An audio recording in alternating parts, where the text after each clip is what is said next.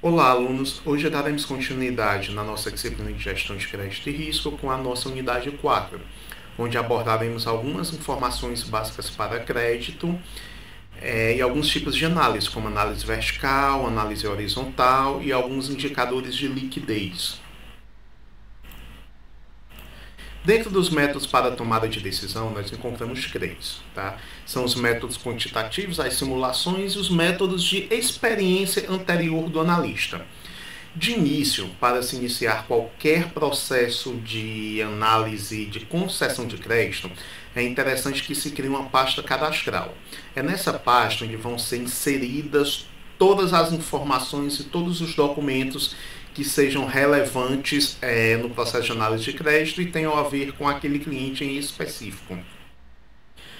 Dentro da pasta cadastral, deve conter primeiro proposta de negócios e posição do cliente, ou seja, qual é a proposta que o cliente busca, né, que o cliente tem de informação de crédito, de necessidade de crédito dele.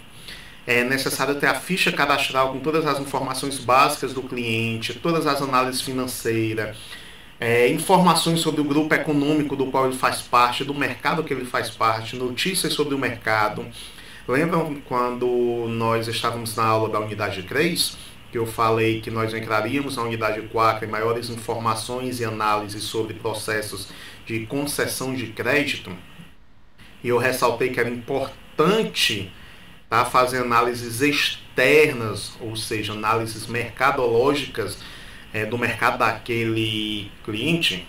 Pronto, é exatamente isso aqui, tá? Análise de grupo econômico, notícias sobre o mercado, informações e desabonos sobre o mercado que aquela empresa está inserida e sobre a própria empresa, todas as correspondências que foram tratadas, né, com o cliente, balanço, relatórios, atas de assembleias, ou seja, uma pasta cadastral traz tudo que possa ser necessário para subsidiar a tomada de decisão da análise de crédito daquele cliente.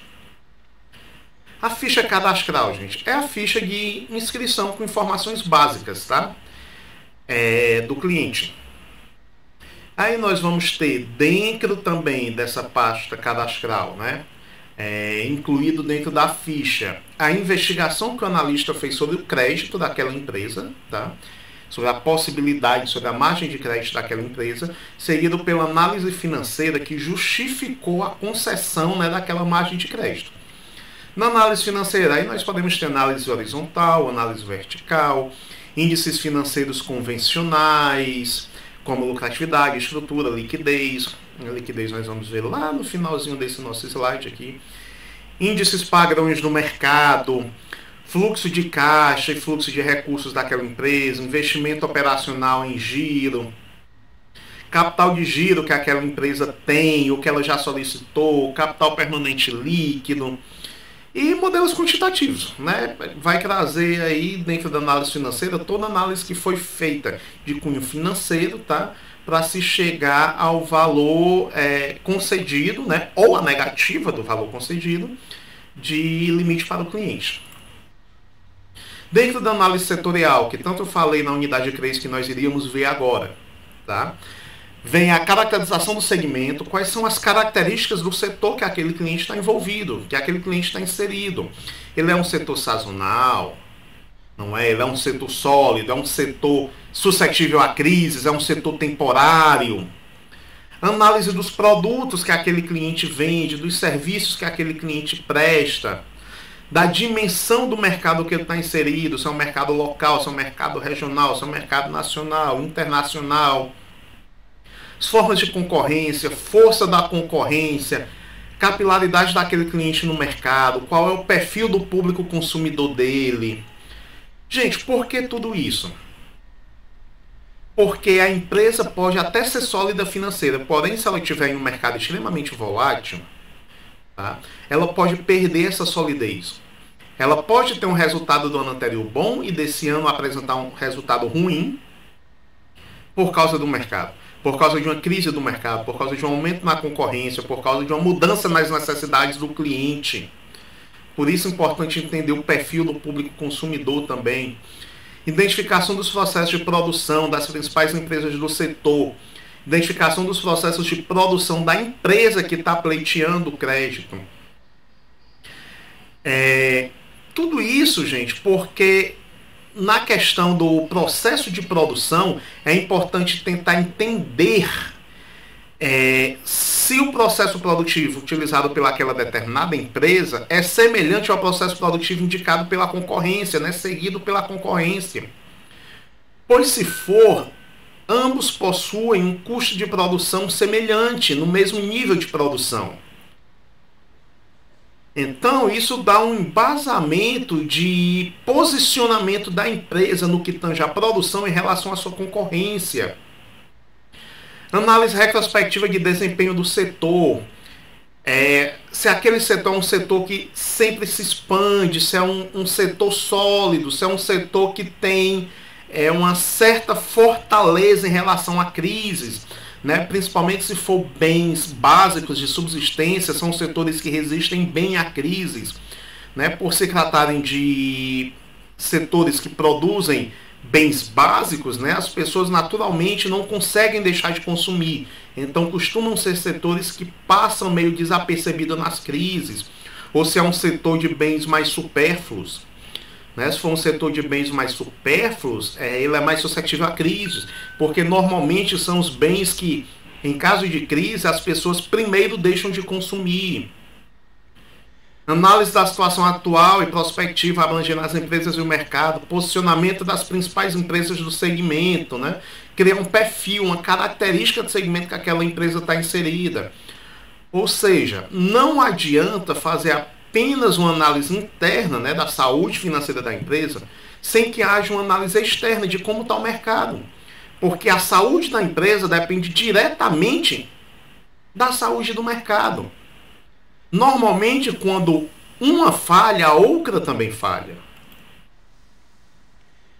Então, gente, é necessário estabelecer níveis de risco, tá? Levando em consideração tanto se a empresa é boa ou se a empresa é ruim, como se o segmento que aquela empresa está incluído também é boa ou ruim. Por exemplo, uma empresa boa num segmento ruim, qual é o risco dela? Uma empresa boa num segmento bom, nós sabemos que o risco é baixo. Tanto a empresa como o segmento é bom, então o risco é baixo. Empresa ruim, segmento ruim, qual é o risco? Empresa ruim, segmento bom, o risco é alto. Porque se o segmento é bom, a concorrência deve estar forte. Se a empresa é ruim, fatidicamente ela está fadada a uma falência, porque é uma empresa ruim dentro de um segmento extremamente bom, onde muito provavelmente a concorrência seja extremamente competente. Então, empresa ruim, segmento ruim, risco altíssimo. Tá?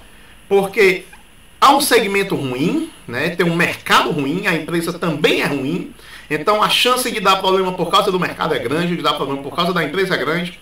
Agora, empresa boa, segmento ruim, o risco pode ser um risco baixo, tá?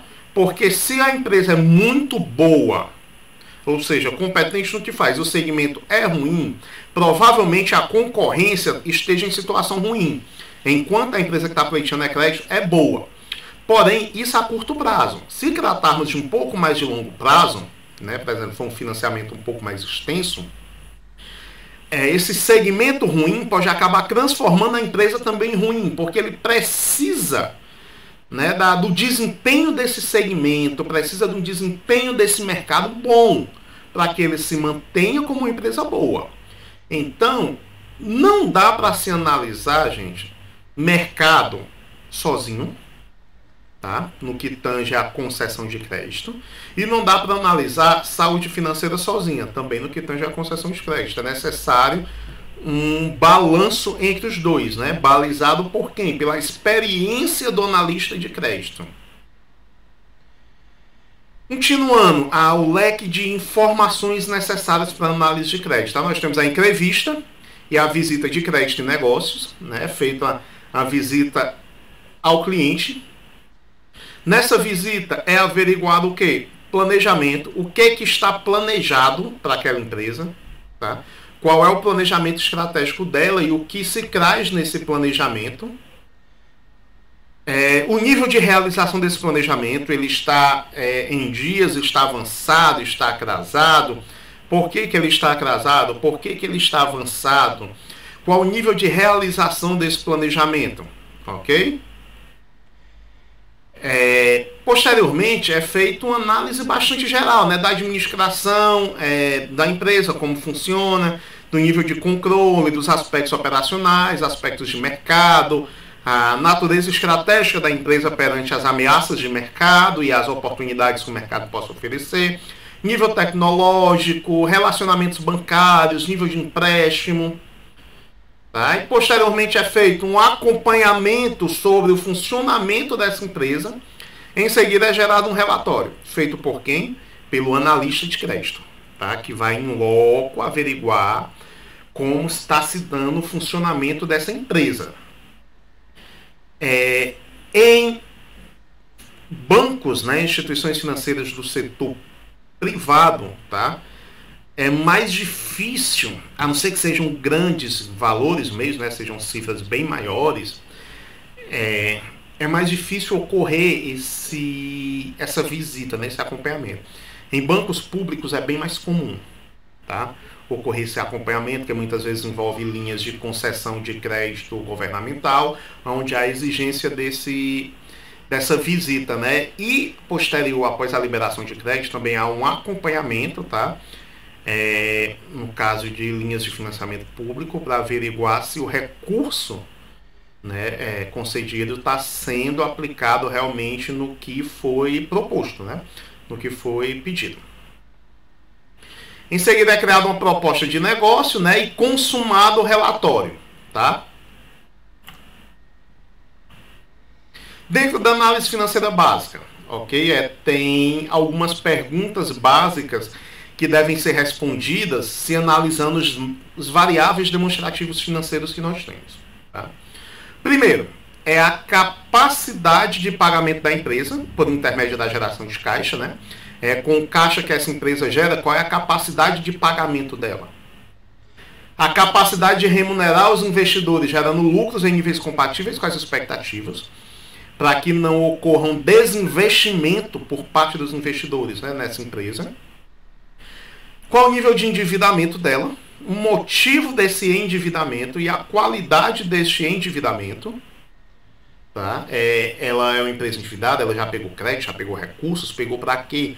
Por quê? Foi para sanar problemas? Se for para sanar problemas, por que ela está pedindo novamente um empréstimo?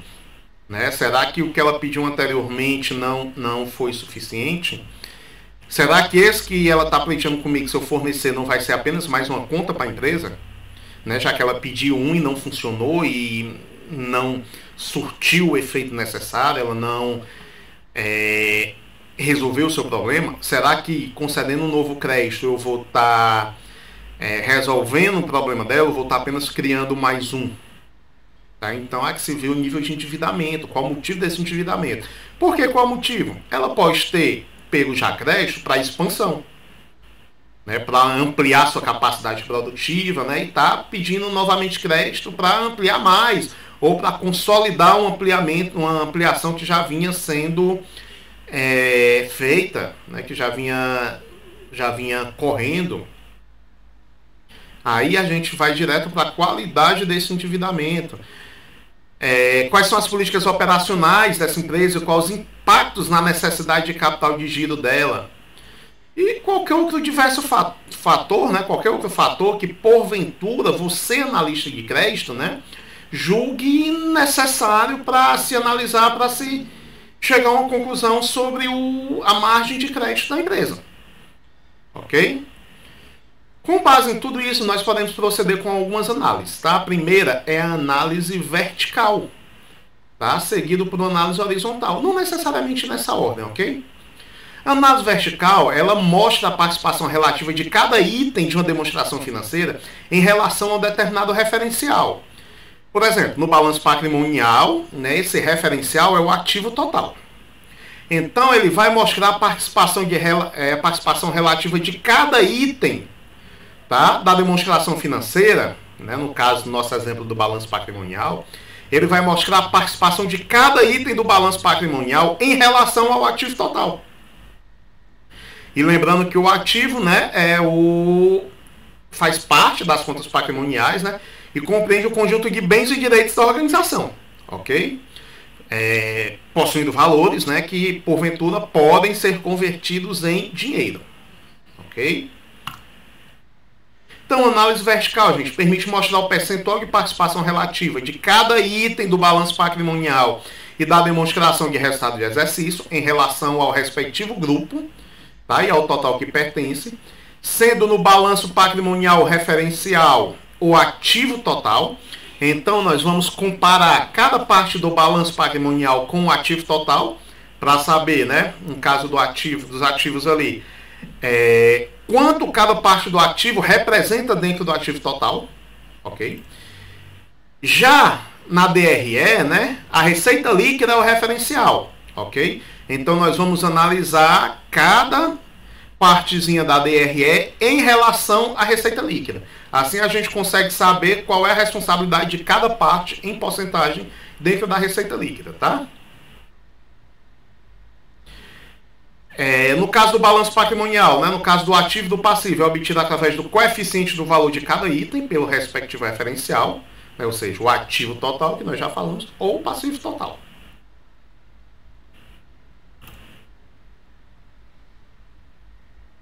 Dando continuidade, né, na DRE, a representatividade de um item em relação à receita líquida, tá, das vendas no período, como a gente acabou de falar. E análise vertical é utilizado para quê? Como balizador de representatividade. Né? Ele mostra qual é a representatividade de cada item, né, em relação ao referencial. 2. Isso permite, né, como é uma análise comparativa, ele permite observar os comportamentos históricos, né, daquela DRE ou daquele balanço patrimonial.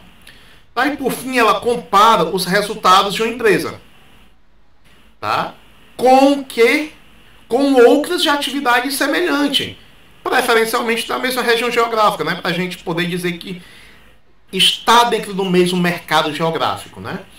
Então, no final das contas, é possível comparar a análise vertical, tá, de uma empresa com empresas do mesmo setor, né, e assim comparar a saúde financeira daquela empresa com a saúde financeira média daquele setor. Formas de análise vertical, tá? No balanço patrimonial, né? A gente colocou apenas aqui em formato de fórmula o que nós já falamos. Análise vertical do ativo, né? É a conta que está sendo analisada sobre o valor total do ativo vezes 100, para poder dar em porcentagem, né? Análise vertical do passivo é a conta sobre o valor total do passivo vezes 100. Na DRE, lembram que o referencial é a receita líquida? Então tá aqui, ó. Análise vertical da DRE é igual ao valor da conta que está sendo analisada sobre o valor da receita líquida vezes 100.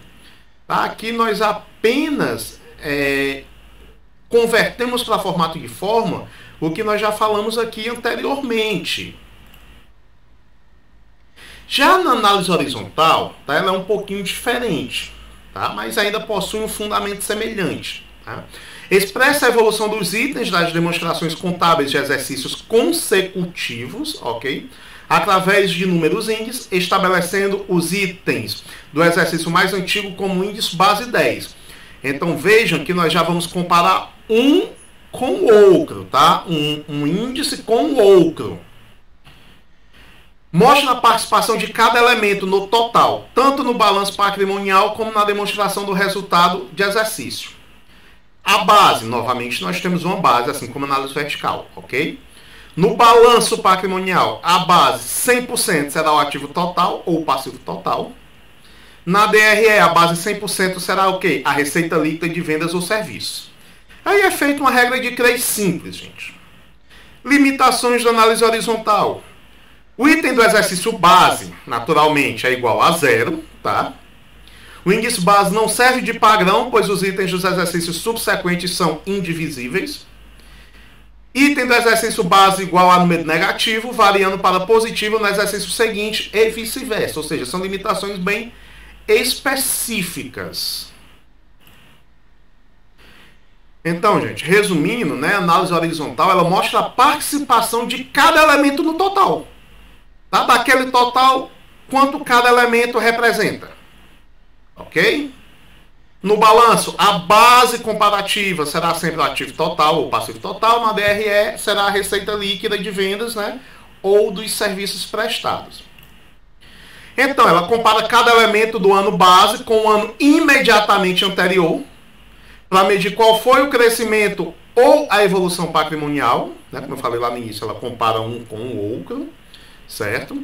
No balanço e na DRE, o ano anterior é a base, ou seja, 100%, tá? Então, nós vamos comparar, né, utilizando como referencial lá, né, essa base, ok? O resultado líquido do ano base, após tirar de 100, revela se houve acréscimo ou decréscimo em porcentagem, tá? Em relação ao anterior.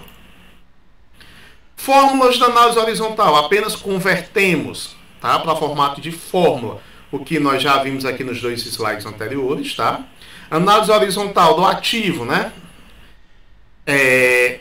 Ou do passivo, né? O valor atual da conta sobre o valor base da conta, nós já sabemos qual é a base, dependendo do que está sendo analisado, tá? Menos 1 vezes 100, ok? Como o tempo da aula aqui é limitado, nós não temos como se aprofundar muito nisso. Porém, dentro da apostila de vocês, tá, existem bons exemplos e existe lá a análise vertical como análise horizontal extremamente bem detalhada, tá?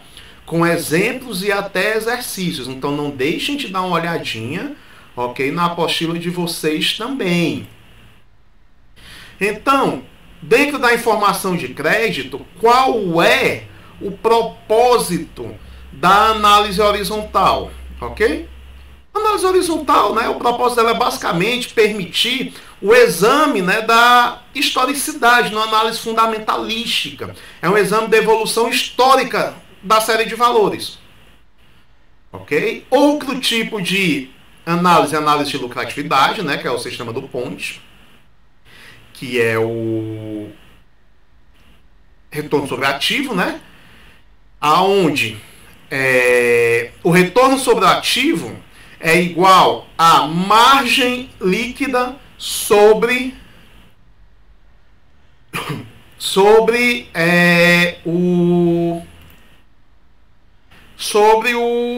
o giro do ativo, ok? Então, análise da lucratividade, sistema do Ponte, né? Retorno sobre o ativo. O retorno sobre o ativo é igual à margem líquida dividido, né, sobre o giro do ativo. Nós temos 3 outras formas de análise também, gente, que é o ROI, o ROA e o ROI. O ROI, né, que em português significa o retorno sobre o patrimônio líquido, é um indicador financeiro, tá? Esses 3 indicadores, inclusive, são bastante utilizados por investidores para analisar a saúde financeira da empresa, tá? A capacidade de geração de recursos da empresa, ok? O ROI é o retorno sobre o patrimônio líquido, é um indicador financeiro, e expressa em percentual, tá? Que analisa o resultado do seu próprio recurso financeiro, ok? É uma das principais ferramentas utilizadas pelos acionistas, como eu já falei, nas análises fundamentalísticas. Análises fundamentalísticas, eu falei um pouquinho antes também sobre ela, eu não sei se vocês entendem o que é. Então, dentro do mercado acionário, existem 2 tipos de análises básicas, tá? Uma é a análise fundamentalística e outra é a análise gráfica. A análise fundamentalística, ela analisa os indicadores financeiros e o histórico da empresa dentro do mercado dela. Já a análise gráfica, ela analisa o gráfico propriamente dito, analisa linhas de tendências, linhas de crescimento, linhas de resistência, base, fundo, topo, tá? Tudo com base no movimento gráfico dos candles, né? Que é como a gente chama no mercado acionário, ok? Então, gente, o ROI, tá? Nada mais mostra do que com o patrimônio líquido que aquela empresa tem, qual é o retorno que ela obtém, né? Qual é o retorno que ela consegue. Quanto maior o percentual do ROI, melhor a rentabilidade dos recursos aplicados, tá? Então, resumindo, é isso, ok? Com o patrimônio líquido que aquela empresa tem, qual é o resultado que ela consegue obter utilizando esse patrimônio? Já o ROA, que em português significa retorno sobre os ativos, é outro indicador financeiro, tá? Que demonstra o que? A capacidade dos ativos da empresa em gerar lucros. Com aqueles ativos que a empresa tem, quanto de lucro ele consegue gerar? Tá? É interessante porque permite uma comparação de eficiência entre as empresas, ok? Permite a comparação de eficiência entre as empresas. E com esse comparativo, né, você consegue enxergar se aquela determinada empresa consegue gerar o mesmo que as outras conseguem, tá, com um ativo semelhante. Ok? O ROA é o lucro líquido sobre o total de ativos. Eu esqueci de falar do ROE, da fórmula dele, né? O ROE é o lucro líquido sobre o patrimônio líquido. E nós temos o ROI, que em português significa o retorno sobre o investimento, ok? É a relação entre a quantidade de dinheiro ganho ou perdido como resultado de um investimento. Ou seja, com aquele determinado investimento feito, qual é o retorno que a gente consegue? Com a quantidade de investimento feito por aquela empresa, qual é o retorno que ela consegue com aquele investimento? Ele é bastante utilizado em gestão de projetos, né, para viabilizar projetos, principalmente projetos de publicidade, projetos de marketing, planos de negócios para abertura de empresas. E ele tem como fórmula, tá, o lucro líquido dividido pelos investimentos. Dando continuidade, gente, nós temos alguns outros indicadores que podem também ser utilizados, tá? Que são os tipos de indicadores de liquidez. São os variados indicadores de liquidez, tá? Já comumente conhecidos dentro do mercado contábil e dentro do mercado financeiro. São eles: liquidez imediata, liquidez corrente, liquidez real ou seca, né, como alguns preferem chamar, e a liquidez geral. Eu vou explicar cada um deles utilizando já um exemplo, ok? Nós temos aqui esse demonstrativo, tá? Nós temos aqui os ativos, circulante, ativo não circulante, ativo total. Nós temos aqui um balanço, né? Um passivo circulante, o passivo não circulante, ok? Reparem nos números. Se necessário, pausem o vídeo e averiguem melhor essa tela, porque nós vamos explanar as liquidez utilizando estas informações, tá bom? Eu trago cada informação necessária para dentro de cada ativo que nós estamos estudando. A liquidez imediata, gente, é a capacidade imediata que a empresa tem de pagar as obrigações. Ou seja, é a capacidade que a empresa tem de pagar as obrigações naquele exato momento. Ok? Se as dívidas dela vencessem naquele exato momento, qual era a capacidade que ela tinha de pagar essas obrigações? É preciso ter cuidado, tá, com as generalizações teóricas que são feitas a respeito dessa medida de liquidez, né? Pois diversas limitações, né, que algumas nem vem até o caso, né, nesse momento de explanação sobre ela, tratar, tá? Ela é a disponibilidade sobre o passivo circulante, né? Se você quiser buscar essas informações, estão aqui, ok? Aqui, ó, disponibilidades, estamos passivo circulante. Então vamos lá. As disponibilidades são 18.600, ok? Sobre o passivo circulante, que é 352.400, nós temos aí 0,052. Isso aqui quer dizer o quê? Tá? Para cada R$1 de dívida, se elas vencerem nesse exato momento, a empresa só é capaz de pagar pouco mais de 5 centavos por cada real que ela deve. Ou seja, a capacidade de pagamento dela é de 5,2%. É provável que nem todas as dívidas possuam vencimento imediato, né? A grande maioria não possui, tá? E que não haja garantia de que os recebimentos ocorram também no mesmo tempo. Já a liquidez corrente, tá? Ela já está algo mais condizente com o mercado, né? É a capacidade de pagar as obrigações a curto prazo. Okay? Com a capacidade que a empresa tem para pagar as obrigações de curto prazo, que vencem curto prazo. Okay? É o ativo circulante sobre o passivo circulante, nós temos lá no nosso balanço, né? Ativo circulante 310.530, passivo circulante 352.400. Nós temos aí 0,88. Então, para cada R$1 de dívida, a empresa é capaz de pagar 88 centavos a curto prazo. A liquidez real ou seca, tá? Que estuda também a capacidade de pagar as obrigações de curto prazo, com a diferença de que aqui, né, nós procuramos eliminar os fatores de risco. Ok? Como forma, nós temos o ativo circulante menos os estoques sobre o passivo circulante, buscando lá no nosso balanço, né, nós temos aqui um ativo circulante 310.530 menos 198.380 dos estoques. Sobre o passivo circulante, nós temos 352.400, né, fazendo isso aqui, nós temos 0,31. Ou seja, para cada R$1 de dívida, a empresa é capaz de pagar a curto prazo, tá? Tirando os fatores de risco, ok? 31 centavos. Por que nós tiramos os estoques aqui, tá? Porque a empresa precisa dos estoques para trabalhar. Então, aqui ele não considera ele. Liquidez geral. E agora nós estudamos as obrigações, a capacidade da empresa honrar suas obrigações a longo prazo.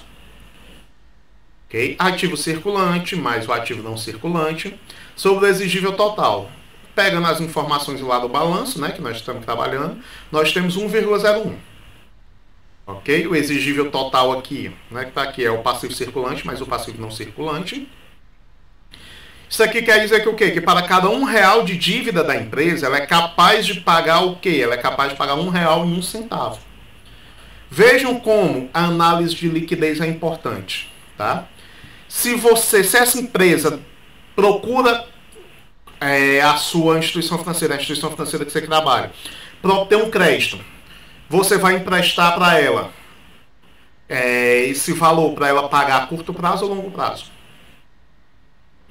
A curto prazo, ela tem uma capacidade de pagamento de 31 centavos por R$1. Então, se você emprestar ela com pagamento a curto prazo, você vai apenas endividar ela, não vai resolver o problema dela, e ela muito provavelmente ainda vai continuar lhe devendo.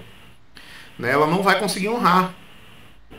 Agora, se você conceder este crédito para pagamento a longo prazo, tá? Aí sim, possivelmente você resolva, né, a demanda dela por esse recurso, né? E ainda receba tudo direitinho, porque a longo prazo, tá? Para cada R$1 de dívida, ela é capaz de pagar R$1,01. Isso levando em consideração que a empresa não tem uma margem de endividamento, né? Não tenha outros empréstimos, outros endividamentos, nada desse tipo. Vamos entrar agora nas garantias de operações de crédito, gente. Quando você oferece uma garantia para um banco, tá? O que é a garantia? A garantia é uma espécie de segurança adicional para a instituição financeira. Ok? Porque no caso de você não honrar com esse compromisso, a instituição financeira tem uma garantia, né, de recebimento. Né? Pode ser uma garantia pessoal, né, um fiador, um avalista, nós vamos já ver alguns tipos, tá?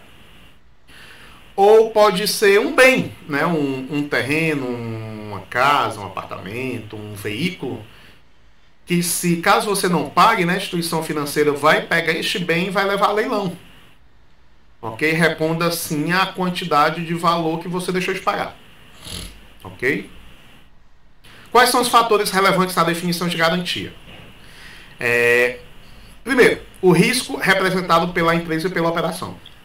Qual o risco que essa empresa tem de não honrar com os compromissos? Tá? Qual é o risco, qual é o valor envolvido também? Quanto maior o risco e quanto maior o valor envolvido, né, maior a garantia que você vai ter que pedir. Qual é a praticidade de constituição dessa garantia? Qual é a praticidade de oferecer, né, que a empresa tem de oferecer esse bem em garantia? Ok? Qual é a praticidade que a instituição financeira vai ter em revender esse bem ou cobrar o fiador, ou cobrar o avalista, no caso do tomador do crédito não pagar? Quais são os custos necessários para pegar essa garantia, né, para recuperar essa garantia e levar ela a leilão. Qual é o valor dessa garantia em relação ao montante concedido, né, ou então pedido, né, solicitado? Aí tem que incluir o que? Valor principal, os encargos, né, juros e as despesas eventuais que possam ser necessárias com cobrança, com leiloeiro, esse tipo de coisa. A depreciabilidade do bem objeto da garantia, né, nós vimos um pouco sobre depreciação lá na unidade 3. E então, nós sabemos que os bens, com o passar do tempo, perdem valor de mercado. Qual o nível de depreciabilidade dessa garantia? Que isso tem que levar em conta, porque normalmente os empréstimos são a longo prazo, tá? E naturalmente essa garantia vai desvalorizar nesse período. Qual o controle que o credor tem sobre essa garantia? E qual a liquidez? Qual a facilidade que eu tenho de converter essa garantia em dinheiro? Né, vamos lembrar que instituições financeiras, né, bancos, essas coisas, não trabalham, por exemplo, com carros. Né, não trabalham efetivamente com imóveis. Eles trabalham com dinheiro. Não é interesse para o banco ficar com uma casa, não é interessante para o banco ficar com um carro. O negócio do banco é dinheiro, o negócio da instituição financeira é dinheiro. Então ela vai apenas tomar o bem, né, vai apenas pegar o bem que foi dado em garantia e vai levar a leilão. Para o quê? Para que ela obtenha, né, o material com o qual ela realmente trabalha, que é dinheiro. As garantias elas se dividem em pessoais ou reais. Né? Nas garantias pessoais não há um vínculo de um bem específico, tá? Para cumprimento da obrigação. Ela é dado por avalista ou fiador. Aqui é bastante utilizado por empréstimos para pessoas físicas, né?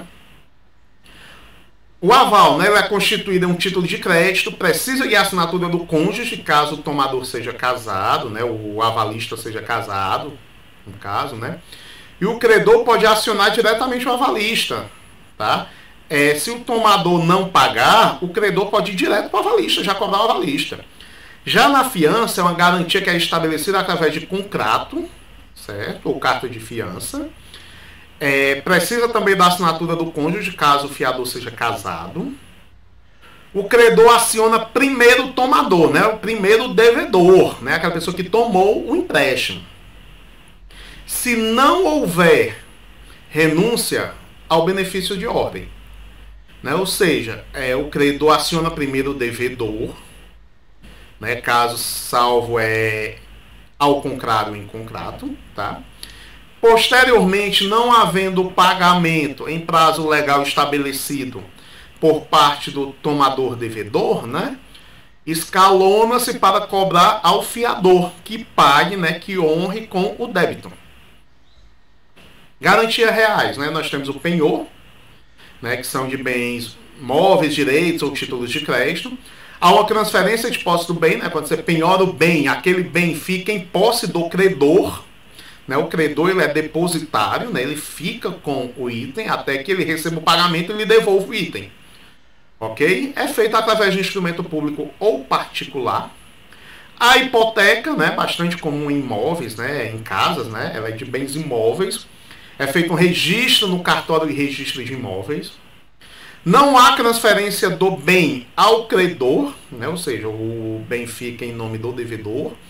Né? Porém, aquele imóvel, objeto do financiamento, né, fica em garantia do próprio débito, né, em garantia do débito daquele próprio imóvel. Tá? E é necessário também o comparecimento do cônjuge no processo. Antícrese, tá? Bens imóveis também. Ao registro no cartório e registro de imóveis. A transferência do bem ao credor, que fica com os rendimentos da coisa em garantia, né? Ou seja, a transferência do imóvel ao credor. Aqui é mais quando você está dando um imóvel com garantia de um empréstimo, de um financiamento, de um crédito que você está obtendo.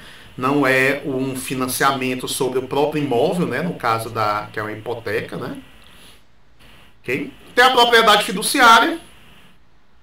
De bens móveis infungíveis, né? A transferência da propriedade é resolúvel ao credor. E o devedor é o depositário, né? Ou seja, permanece com o item, né? Até a quitação do financiamento, ok? E a alienação fiduciária de imóvel é semelhante à propriedade fiduciária, tá? Só que nós estamos tratando agora de imóveis. Tá? A transferência da propriedade é resolúvel ao credor, e assim como na propriedade fiduciária, né, o devedor também é o depositário, fica com o bem, né, até a quitação do empréstimo ou a tomada dele por parte do credor para a execução da dívida. Então, gente, depois de tudo isso é feita uma estruturação do empréstimo, né? Nós precisamos estruturar tudo bem direitinho, estruturar todas as informações, né? Então, com base nisso, a gente conhece a situação geral do cliente, do mercado. É necessário avaliar o networking dentro do mercado daquele cliente, né? As relações de negócio que aquele cliente já tem, das partes que envolvem aquele cliente. Estudar se as necessidades do cliente podem ser atendidas, né, com aquele crédito. Se não, buscar outra linha de financiamento, outro tipo de crédito que o banco, né, que é a instituição financeira, possa oferecer ao cliente e que supra melhor a demanda dele. Né? É necessário buscar produtos que sejam adequados ao cliente, para que a instituição financeira venha ajudar aquele cliente e não apenas a ser mais um fardo nas costas dele. Ok? Até porque, se a instituição financeira se tornar mais um fardo nas costas do cliente, o mais fácil dele fazer é não honrar o compromisso. Né? E a instituição financeira ficar com esse débito aí, tendo que ir atrás de garantias, de executar garantias, quando tem garantias, né? Se não ficar com instituições de cobrança, esse tipo de coisa.